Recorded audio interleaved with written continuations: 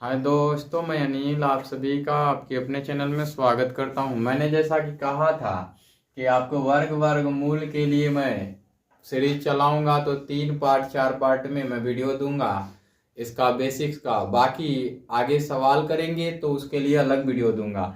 मैंने कहा था कि वर्ग संख्या का चार्ट पढ़ेंगे, या उसके बाद वर्ग संख्या का इकाई अंक पढ़ेंगे, फिर वर्ग संख्या और मूल संख्या के इकाई अंक के संदर्भ में पढ़ेंगे, उनका कोरिलेशंस पढ़ेंगे। इसी वीडियो में पढ़ेंगे। 3 टॉपिक मैंने बता दिया है। नंबर 1 तो हमने पढ़ लिया, बाकी नंबर 2, नंबर 3, नंबर 4 ये हम एक ही वीडियो में करेंगे।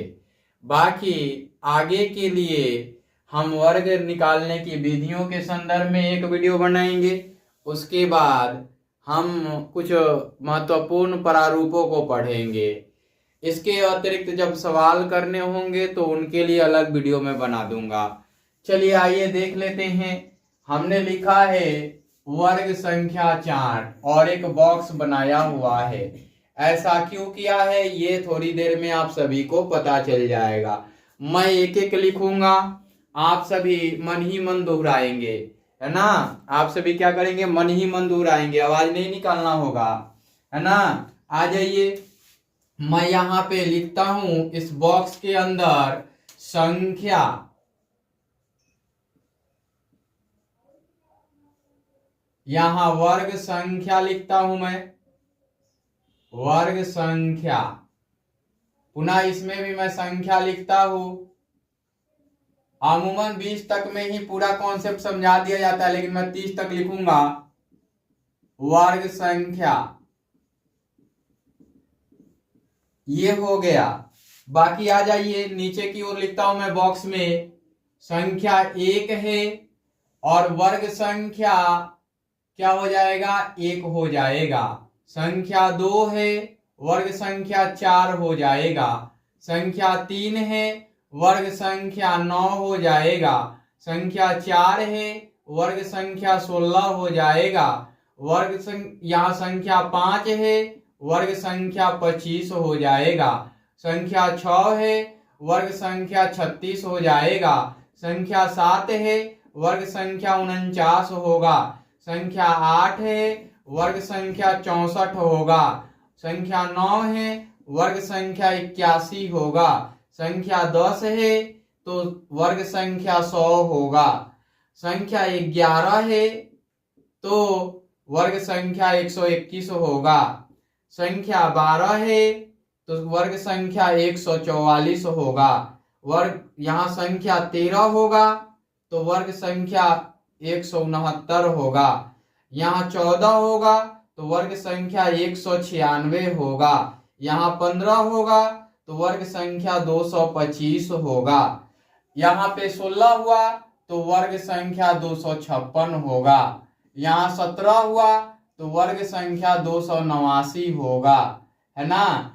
यहाँ 18 होगा तो वर्ग संख्या 324 होगा। यहाँ 19 होगा तो वर्ग संख्या 361 होगा।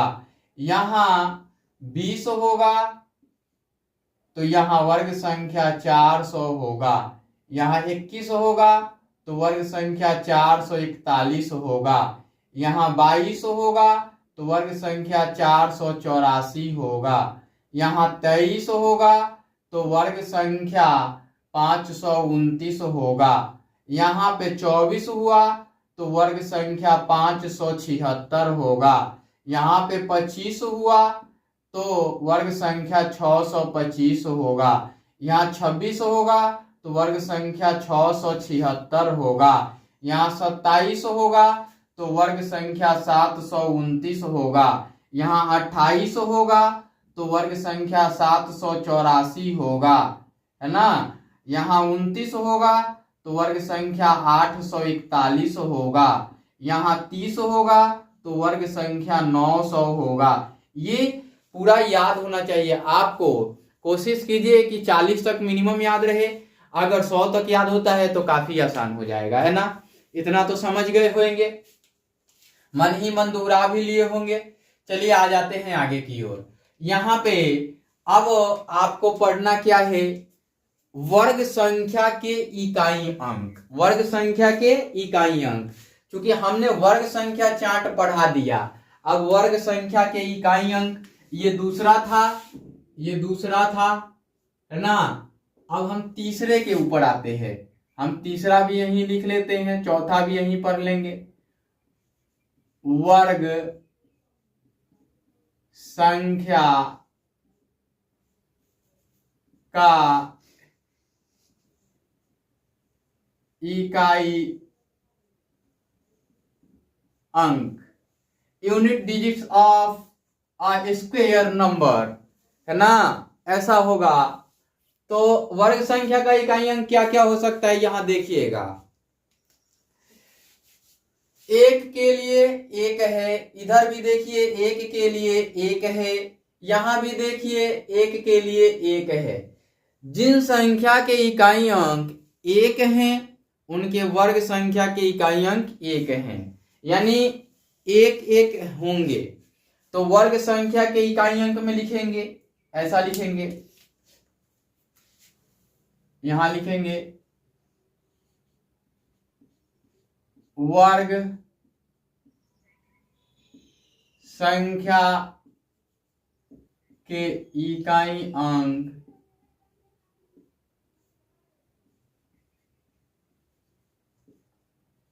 एक, कामा दिया हमने।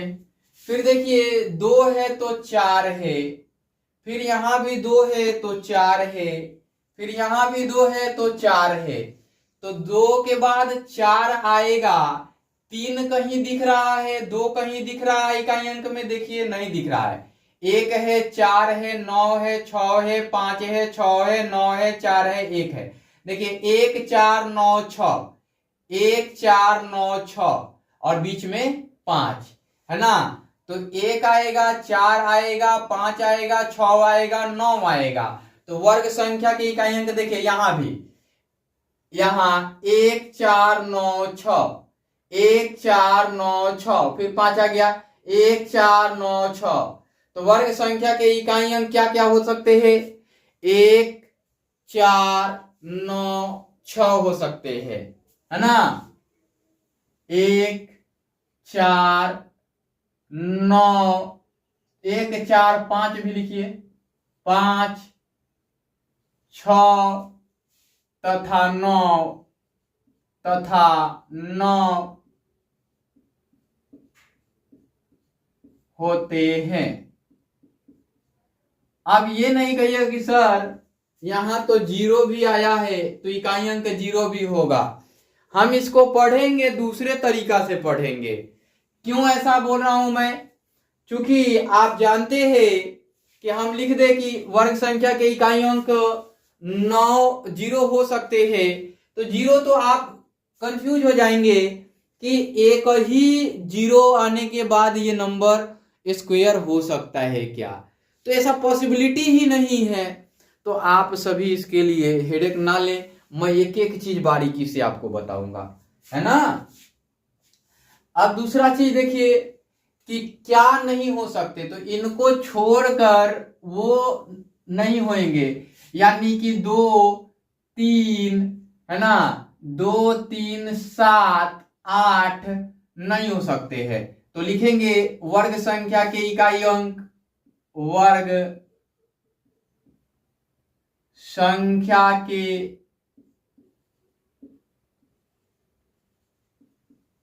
इकाई अंक दो तीन सात तथा आठ नहीं हो सकते हैं, नहीं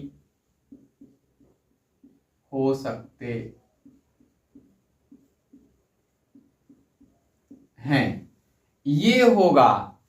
अब एक और चीज समझिए कि इसमें अगर इकाई अंक सम हो तो वर्ग संख्या के इकाई अंक सम होंगे, ऐसा हम पढ़ेंगे सह रिलेशंस में। ये तो हमने इकाई अंक के संदर्भ में बताया, है ना। अब कुछ नोट पॉइंट भी पढ़ेंगे अब इसके आगे हमने चौथा बताया था कि वर्ग संख्या के इकाई अंक के बाद वर्ग संख्या और मूल संख्या के इकाई अंक का संबंध है, तो वो पढ़ते हैं, है ना। चौथा हमने पढ़ाया था आपको वर्ग संख्या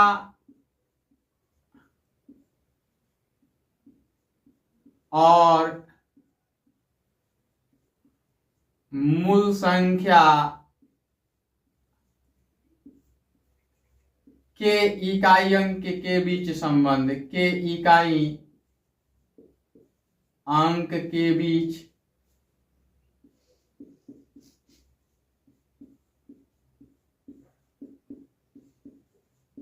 संबंध, है ना, ये हमने आपको बताया था। तो अब हम इसको भी पढ़ते हैं। देखिए हम इसका एक बॉक्स बनाएंगे, तो यहां लिखेंगे संख्या का इकाई अंक, संख्या का इकाई अंक, इधर लिखेंगे वर्ग संख्या का इकाई अंक, वर्ग संख्या का इकाई अंक। देखिए संख्या यहां एक है, तो हमने बताया कि एक का एक होगा, बाकी दो का चार होगा, तीन का नौ होगा, चार का छह होगा इकाई अंक, पांच का पांच ही होगा, छह का छह होगा, सात का नौ होगा, आठ का चार होगा, नौ का एक होगा। तो देखिए एक और नौ का इकाई अंक एक है। देखिए एक का इकाई अंक एक है, नौ का इकाई अंक भी एक है, यानी कि एक और नौ का इकाई अंक एक होगा वर्ग संख्या में। ये हुआ आपका पहला। दूसरा मैं लिखूं कि 2 और 8 का इकाई अंक 4 होता है।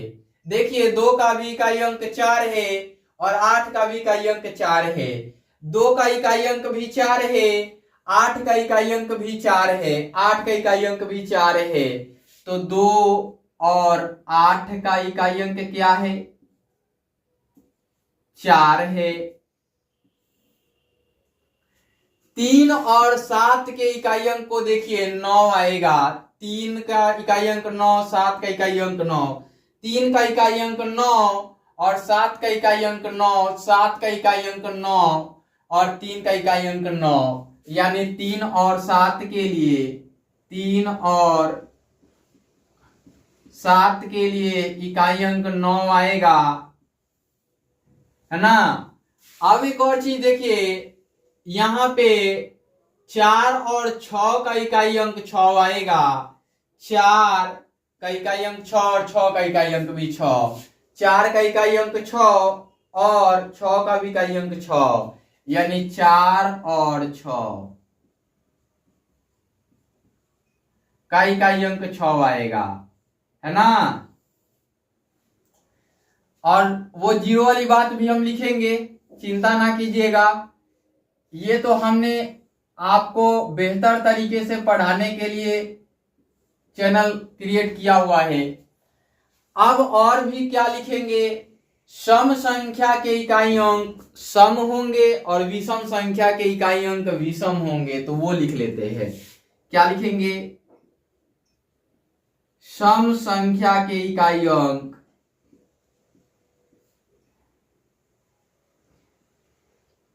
के वर्ग के इकाई अंक सम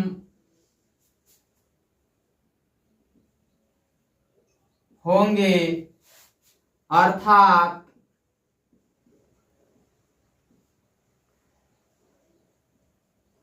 सम संख्या के वर्ग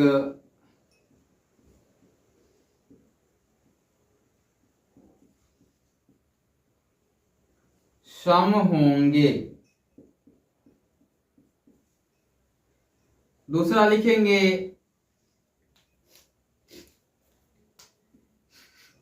विषम संख्या के वर्ग के इकाई अंक, विषम संख्या के वर्ग के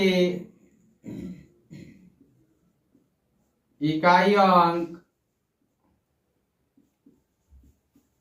विषम होंगे, अर्थात विषम संख्या के वर्ग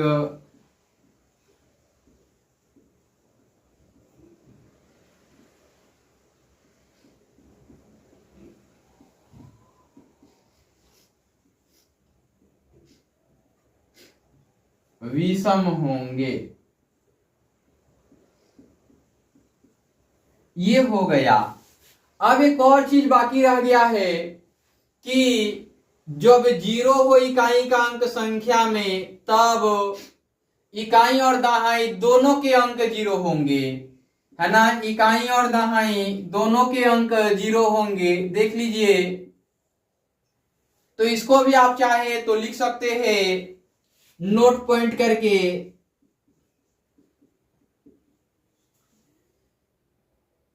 जब किसी संख्या के